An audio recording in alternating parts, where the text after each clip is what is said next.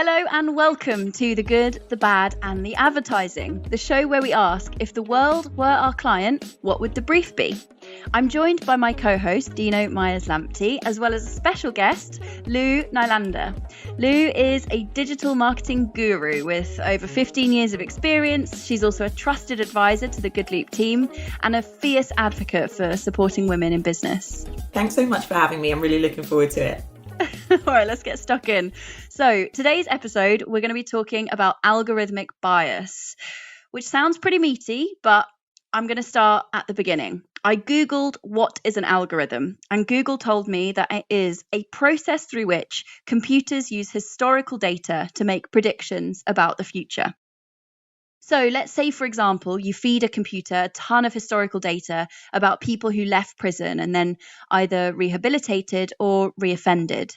The algorithm will chew through all of this historical data and start to spot patterns. Let's say the computer finds that individuals with a supportive family network are less likely to reoffend. These patterns then allow the machine to start making predictions about future prison leavers. But much like the society it reflects, this data is far from perfect. There are a load of complex socioeconomic reasons why someone might or might not have a supportive family network. So this life-changing decision, this decision about someone's freedom, it may be a weighted dice. In fact, ProPublica reported that a criminal justice algorithm used in Florida mislabeled African-American defendants as high risk at nearly twice the rate it mislabeled white defendants. So, the sausage is only as good as the meat you pump into it. If your sausage meat is racist, or if the foundations of your sausage factory are built on the patriarchy, chances are your sausages aren't going to be very good at predicting reoffending rates. The problem, of course, is that the algorithms and the people who use them have a huge amount of power. They decide who gets jobs, mortgages, credit cards. They decide who gets stopped and searched by the police. They decide who gets targeted with predatory payday loan ads. So thank God we're here to save the day, frankly. And I think we should start by thinking about the brief. Dino, how would you approach this challenge? It's a very interesting challenge. It's such a huge challenge because of the importance of which algorithms are having in our lives today. They are growing in importance, but also because the algorithm is designed by a select few people that I think ordinarily, if you were to meet and engage with these select few, you'd find out that it did represent just a very narrow selection of people. And I think that algorithms are hyped up to be so much, to do so much, but in reality, AI tech is actually quite basic in a sense, and it's making basic mistakes as well. Errors in judgment that just shouldn't really be there. But I think this comes from the lack of diversity in the maker, really. The lack of diversity in the maker. That actually also the idea that the maker doesn't is not even conscious of the fact that they might be getting it wrong, or they might not necessarily know what every human being is like, or what is fair. Let's say what's fair. Ultimately, algorithms, they're just equations, aren't they? And you've just got to decide what the inputs are, and in terms of what you're trying to get. And yes, you're trying to get to an output that is right, that is good, that is reasonable. But if your inputs are distorted, or you've just got complete blind spots, then it leads to terrible kind of outputs and consequences. And I think that the real challenge here is that when algorithms are made, even the people that make them don't necessarily completely understand them. I think they put in some variables that are open to change and abuse, I guess, or distortion by, let's say, the analysis of data. And if that data, which is the sausage in your meat analogy, is all coming from the same farm, let's say, or butcher, then it's going to be the same in the end, really, and it's not necessarily going to be the tastiest sausage in the world. So you've got to diversify you're labouring this metaphor. I think it needs to be laboured. I think to get the best sausages, you've got to go far and wide and go to multiple farms and butchers. There we go. I'm loving all these sausage analogies too, and it's actually making me a bit hungry, to be honest, guys.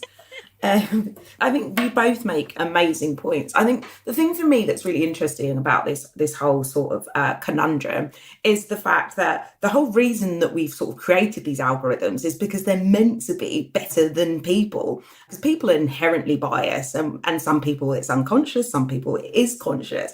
So the sort of the rational reasons for these computers making these like decisions are because they're meant to be, fair. but fundamentally they're not. And I think that's the thing that I think needs to be brought to the forefront, because I'm not sure that the general public really understand that these algorithms are woven into everyday life and they don't really know how it affects them. This is something that's going on and is woven into whether you get a mortgage, whether you get insurance, even your search results or what you see on Netflix in your feed. And nobody really seems to understand what's behind it all. But fundamentally, sort of, back up what you were saying, Dino, it's not fair. It's not fair if actually somebody who should be getting a mortgage isn't because of a computer.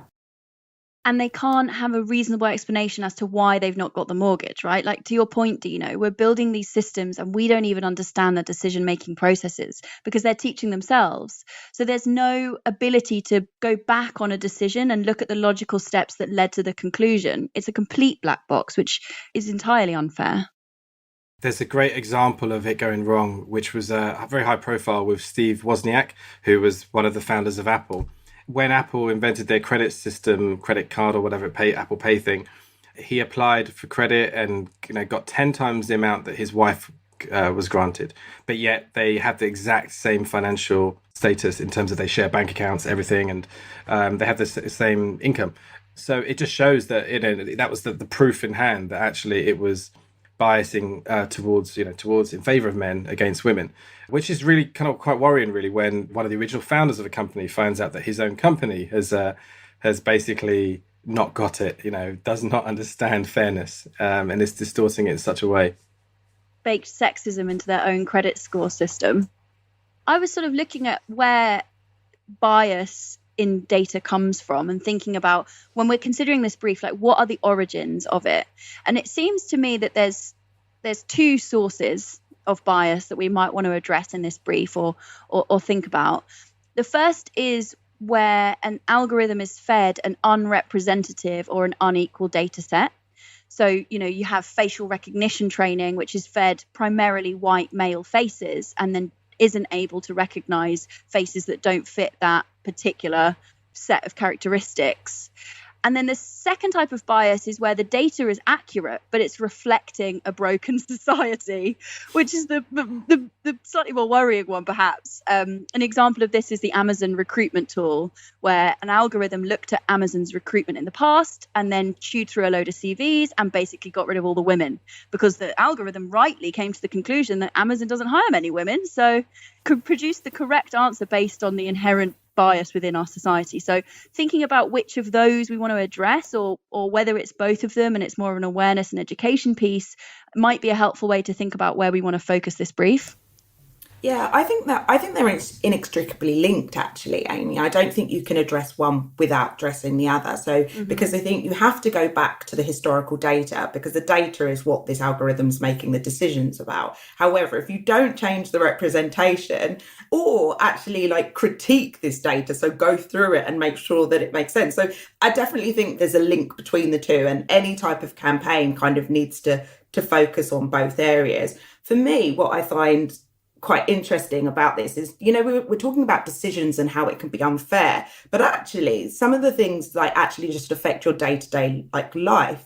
For me, I've got an iPhone. I've actually had to go and get an iPhone, which is one of the lower models, because the facial recognition element on the iPhone is so bad. It doesn't recognize me so many times, to the point where my mate the other day was like, why do you have an iPhone SE? What, Lou, you should, you're so retro. What are you doing? And I'm like, no, it's because I've got the fingerprint thing. Because for me, it's quite triggering if I'm trying to pay for something or trying to get to a tube or something and it's not working. I don't know why, but obviously just because of some things that may have happened to me in the past, if I'm trying to pay for something and it's not working, I automatically think the person thinks I don't have enough money, etc., etc. So it's gotten to the point where I was like, this is a problem for me. This phone is actually causing a problem for me. So I'm going to do something about it. I think people would find that strange. And when I explained it to my mate, actually stop making fun of me. It's not that I'm cheap. It's actually that I cannot use this phone. It doesn't work for me. That's a problem, It's not fair that technology is made with only a certain amount of people in mind, And so that I can't have the latest iPhone. And, well, I can have it, but what's the point of having a phone that half the functionality doesn't work right for me? Do you know what I mean? So that's what I mean about like things being linked, because it's like, it's about the representation of who's creating this, who's in the room when these algorithms are being put together, or when the testing happens as well. Because if I was in the room, I would have looked at it and been like, guys, I've done it 10 times now and it still doesn't recognize my face. But I wasn't there and there weren't people like me there. And that's why this keeps happening. And then it's the historical data that, obviously, if it's never been tested on different coloured faces or different people, then you're just using that historic subset and then just building and building on this data that inherently is biased. So that's just an example of, real life problems. Well, you've got to almost know how the code was made, how the algorithm was designed is the really important thing, because you just don't know what the intention was if it's all just kind of like this kind of big kind of black box with no explanation as to what's gone into it. And I think that's the really interesting point here, which is algorithms are becoming so important in terms of how they're dictating and designing everything, that should they be open source in a sense? Should they be out there for everyone to really analyze and see? I think that it's a bit like the Colonel's, 12 secret spices, isn't it, in the KFC or whatever. These kind of things have always been, all right, this is your USP, this is proprietary, this is, the patent type stuff, so we don't release this to anyone else. It's our secret source, which is kind of like fine. Yeah, when it's chicken, exactly. When it's not putting people in prison or whatever, as a result of it, or not giving mortgages to people or loans. So what are we trying to achieve in the future? Which I think is a thing that the data of the past can only inform you as to the problems, let's say, and the shortfalls, but it doesn't give you the answers as to how you correct those shortfalls. That's where kind of almost like creativity and people from different kind of backgrounds and experience, but also just that conversation needs to happen about, well, what does a good future look like? What kind of society do we want? I think for me, it's almost like, as kind of Lou said, in terms of that kind of what goes into it stage, and also the checking, the validation of it afterwards, before it goes out, before it goes on general release. It's got to be, hang on, this has been validated as well by society, the right part of society. But I think we're getting probably, some would say, dangerously towards a place where we're trying to get everyone to agree on what fairness is, and what is right and wrong, I guess. I like your suggestion of at least having open sourced or accessible assumptions within the data sets and within the algorithms, so that we don't expect everyone to have a universal view of right and wrong or fairness, but we have universal access to the assumptions that are driving important decisions that affect our lives. So it feels like we want to either look at some sort of public lobbying or governance and a campaign focused on the industry and getting the industry to be held more accountable, or we want to focus on the general public and thinking about it more as an awareness and education campaign to kind of get people more engaged in this issue. You know what? I'm going to now say something again that's a little bit, controversial, but I think it could be both, right? My issue is that doing them separately and looking at them in silos is actually part of the problem, because these things permeate not just what's going on with the tech industry, but actually day-to-day normal Joe Public's life, but they don't understand it. So first we need to educate Joe Public about what is actually going on with the data. Then we need to sort of get a public group of evangelists, right, that are going to go and, put the government to task and put these tech companies to task as well. From my perspective, the tech companies and the government are probably not going to do anything unless there's enough of a sort of a movement, one could say. And I think we've seen that with sort of like the European Union and sort of like GDPR and, the CCPA in California. And I think once there's a wider awareness of what's been going on with data, I had a friend that watched something on Netflix and called me up once. She called me up and she was like, Lou, have you got a minute? And I was like, yeah, it's in the middle of the global pandemic. She was like, I had no idea. I've shut down Facebook. I've shut down these things. Did you know what they were doing with our data? And I was like, darling, I've worked in this industry for 15 years. I know what they've been doing with the data. She was like, I had no clue. And I was like, yes, yeah, you're selling your data when you go onto the platform. So it's up to you. It's like, do you want to use the platform? The platform is free, but you sell yourself. It's up to you, And I just think now that there has been like a more awareness, I think definitely the younger generations are a lot more savvy in terms of like what they're, their use of data and what they're trading. And some of them have chosen not to use certain platforms because of it, etc. I think there could be something in that. And I also think like, it sounds horrible, but not that I don't want to educate the older folk, but I really feel like the younger generations, like I've just seen it with how they're willing to protest, they're willing to sort of challenge authority. I feel like if we got them on side, I think it could be amazing. I love your optimism, Lou, but your faith in the people leads me with some doubt about how impactful it potentially could be. But I love the people. I love the people. I love the people. We love the people. But no, I mean, I think that in terms of, when we look at it, just historically, in terms of how difficult it is for people to make change happen as quickly as it needs to happen. For example, plastic bags in supermarkets. For how long did we know that, okay, it was just complete ridiculous amount of waste that was happening every time you went to the supermarket and you got a plastic bag. So it wasn't until the 5p charge was initiated and made law that things dramatically changed. Sometimes you need a change in the system and design by authority to actually make things really happen. And I see algorithms, we're not considering them to be damaging people's health and well-being. But say, for example, if it is food, if you're going to stock something in a super, you're going to sell anything, you have to make sure that, food standards have to be involved. Have to make sure that your ingredients and what goes into it is not killing people. It's not going to do long-term damage. You can't just, make whatever you want and just sell whatever you want. And that's exactly the same thing in the way in which we should be looking at the algorithms, is that, if you create an algorithm where no one knows what's got into it, why shouldn't some authority be looking into it and, regulating and checking that it's all ethical and it's not going to do long-term damage? Absolutely, someone should be. I mean, while I kind of love the public to be more kind of aware and conscious about things and to make more of a point, I think it's too complex for people to really understand, the potential of the problem in a sense. So I think you need an authority that has permission to regulate and check in terms of what's going into these codes. That makes sense. I do see that. Well, who do we think could be the authority though?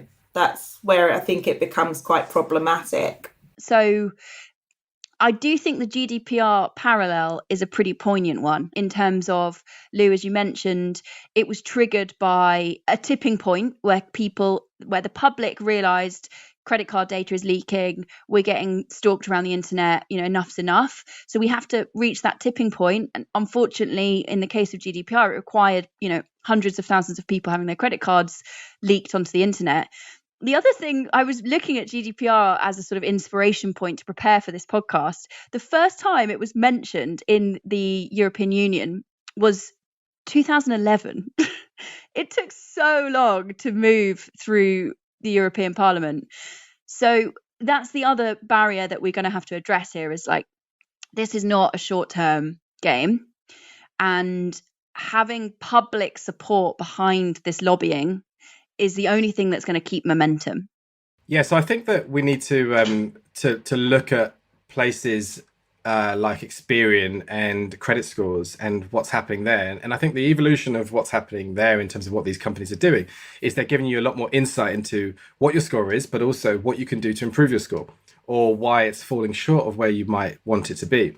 And I think that's the information and the insight that we really need that can really make the difference. Because if you suddenly found out from Experian that actually the advice was, to improve your credit score, you need to be more white male, then that's it. The reaction will be clear. Everyone would, white male, you'll be like, hang on a minute, that's completely wrong. Let's investigate this company. Let's change that. That could not exist if that was the advice that came through. But the reality is, what we're saying here is that if we did have an Experian version of the algorithm for so many different things, it would be, and if it was telling you exactly what it knew about the algorithm, it would start to say things like that, which would be shocking to everyone, and it would be awful.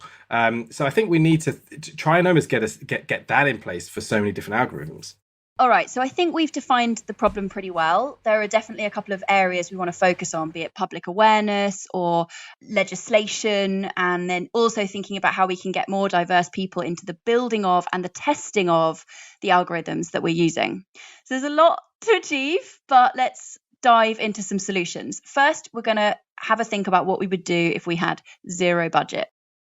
I think that Experian idea is just brilliant, that you put in your details into something and it basically said, you're not male enough, you're not white enough, you're not educated enough. Because actually, like, we talk a lot about gender and race, but there are so many other things as well, like disability, where you live. So in America, for instance, they have a system where, depending on where you live or your postcode is, will determine whether you get a mortgage or not. It's an old practice that came from actually the days where America was segregated, but it's called red lines. And if you live in a certain district, and it's how, unfortunately, in America, they've kept sort of ghettos or areas where deprived people live, because in those areas, people are not allowed to buy their own houses or not afforded mortgages. So you can just see how, if you were trying to bring some of these things to the fore, but in a way that, you're using Money Supermarket or Go Compare, and then suddenly you get a little flash up that says something totally like extreme, how that would actually, probably galvanize you to be like, hang on a minute, this is not fair. If you were designing an algorithm that you wanted to be fair, and you were taking into account somebody's background, say, for example, whether they were born into poverty or not, a rich area or poor area, would you make that a disadvantage or an advantage for them in terms of the output of what they got? Let's say it was a loan. If your objective of giving people money is to increase their chances and opportunity and allow society to become a bit more better for everyone, I guess, then the function of finance in that sense is, how do you program that algorithm to reflect that background?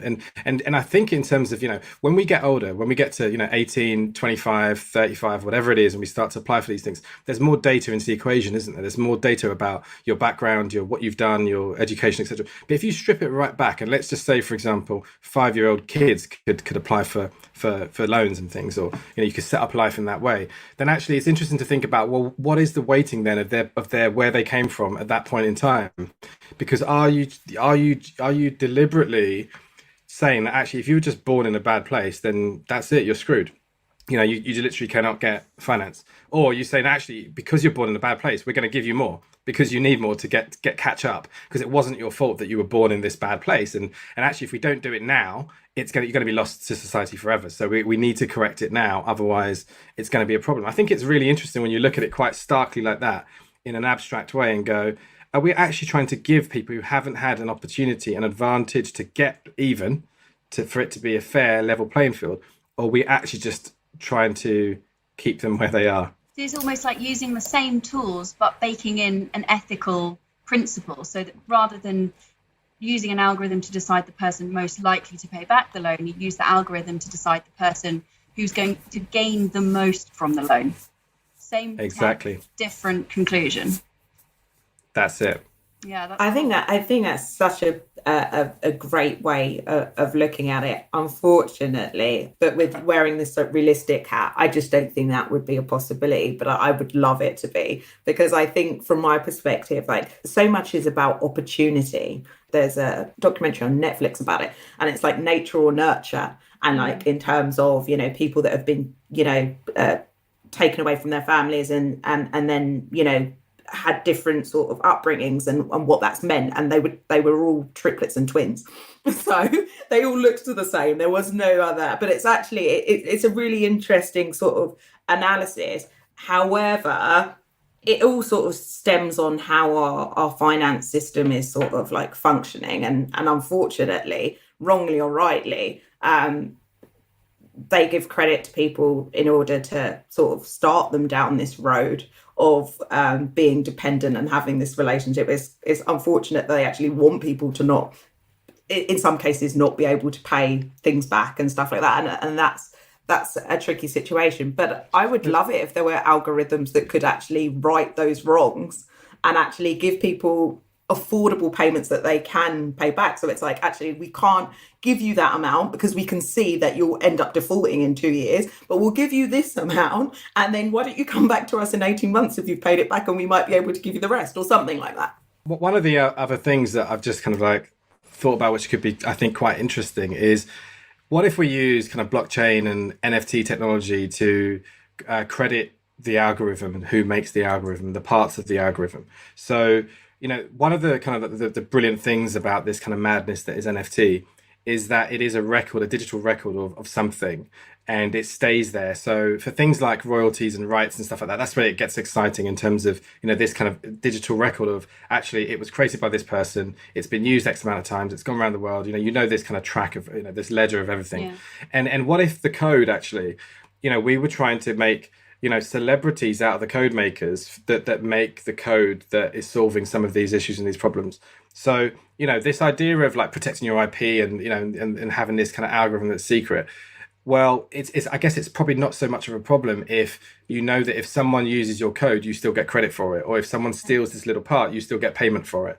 And I think that kind of blockchain technology can probably be used for that. But also if suddenly the incentive and the celebrities of code are the ones that are solving some of these really complex issues, or let's say the unfair issues, they're not necessarily always that complex, but it's just like, well, no one's decided to, put a load of, like black faces into this kind of facial recognition thing to actually make it fair. So the person that does that and goes, actually, hang on a minute, I'm going to put in a bit of code that actually, recognizes this, and it's going to be better than the code that existed before in this algorithm. That person gets the credit. That person gets the long-term credit. Everyone that suddenly wants to use that code, which they should be, still have to give the royalties and the rights to this original creator. We make it a bit gamify the, solving the problems in a sense, but have an accurate technology-led system like, the blockchain NFT type system to actually track and report who's doing what. I love this. It reminds me of a system in Chile where they have a ton of earthquakes in Chile, and the architects of buildings are liable to go to prison if the buildings they build come down during an earthquake. And it's this accountability of the architect, this idea that you build something, you put your name to it, and then you're proud of the results. It's pretty extreme, the system in Chile, but I do think that idea of accountability to the creator, and like you say, making it something they can be proud of, that's a wonderful idea. And it complements open source, which is the other element of this brief, right? It's like empowering people to see where the bias is. Now, I think it might be worth turning our attention to the $1 million question, right? Now we have unlimited funds, and let's think about how we would approach this problem. I've been thinking about the parallels of GDPR and thinking about how, algorithms that affect our livelihood, our safety, or our liberty should go through an independent ethical review and should be something that is controlled and regulated by the government. So fundamentally, I'm thinking of a lobbying campaign. But I want to kick it off with a PR stunt. And I want that PR stunt to be across Parliament's summer recess. So we take the months over summer where the MPs will go on holiday to Barbados or wherever, and we build an AI of each member of Parliament. So every single one has an AI persona, right? A Twitter profile, a Facebook profile, and they use this AI to make decisions about political issues based on historical decisions of that MP. And we can create a sort of storytelling narrative over the summer. Things can start to escalate, the decisions get bigger and graver and more serious. And we could even partner with, say, the BBC, and we could have deep fake videos of these AI MPs on the Andrew Marr show or on the One show. And at the end of the summer, catastrophe has struck. All of these AIs have made terrible, terrible decisions. And the message to the public is, we wouldn't let AI rule our society. Why do we let them dictate our finances and our freedom? I love it. I think it's phenomenal. It's such a great idea. And I definitely think it's like, it really will bring alive to people what the problems with all of this are, in a way that's so relatable. During the recess or something like that, that's a perfect time. But you could use stuff that's really pertinent. So it could be about, the Northern Irish border and what they would do about that. Or, if we were going to look back in the time, using political matters like Brexit, if we'd used AI to do that based on historical events, would that have happened? Would it have not? And I think that would bring it into people's public consciousness, and then obviously start this revolution that I'm keen to start. Oh, yeah. Oh, gosh, Amy, you've started off such a high bar that I think we could probably just quit there, but no, we're not going to. I totally love that idea, and I'm just going to deliberately throw something else in as a thought and as a concept. again, on the Bezos budget of, if money didn't matter, what I would do is I would get a coalition of good companies that want to do the right thing, but potentially have algorithms in their making that are not necessarily making the right choices. During Black History Month, I would deliberately change the algorithm to reverse the bias, inverse the bias. So deliberately bias against white males, let's say, for example, Okay. and give them the output that we historically know is given to, let's say, black males or females or people with less advantage, to present the alternate kind of reality for people, which is a very much a reality for other people, and then just see the complaints come in. But almost like through experiencing it, then people probably realize how significant a potential issue it is. And I guess it's a bit like, I mean, this is this is not necessarily right, but it's a bit like, if you were doing stop and search, you completely tried to reverse the numbers and deliberately stopped, the opposite race that many times or whatever else, then you start to balance things out in terms of people's empathy for the problem, I guess, in terms of why it is potentially a bit more of a problem. It's so hard to create empathy for racial equality or racial justice or gender, because we don't have experience of anything other than our own experience. So it's so difficult to create that empathy. And actually, what you've described is such a rare opportunity to help people walk in another's shoes. It's a really tangible way of doing that. So what the idea that I have, actually, because you guys have both focused on ideas that, go sort of look at the public. So I thought I'd have an idea about a sort of a campaign that sort of focuses on the developers. So because we kind of spoke about how we don't know what's going on with these algorithms and it's all a bit of a black box. But obviously, if you're a developer for like a big tech company, when you, join that company, you sign like all your sort of whatever you create for that company is owned by them. So it's really difficult for you to sort of therefore then be going around sort of like, it is their proprietary tech now, even though you created it.